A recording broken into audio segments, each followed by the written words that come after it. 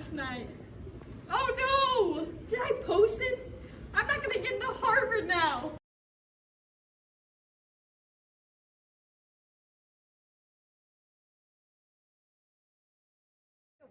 Ooh, look at this candidate. Her application looks awesome. Yeah, but look what she posted on Instagram. I'm not sure we want someone like that at our school. I don't think so either. Yeah.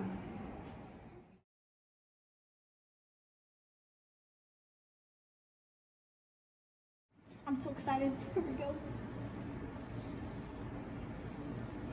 I was not admitted? What happened? Hello, I'm here for the interview.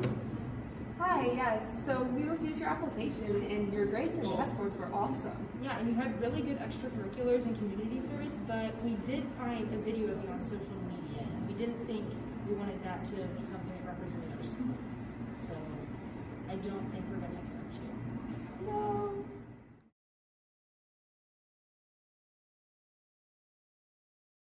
Think before you post. Don't give in to peer pressure. Don't let your social media be a bad representation of you. Don't post something if you wouldn't want your grandma to see it.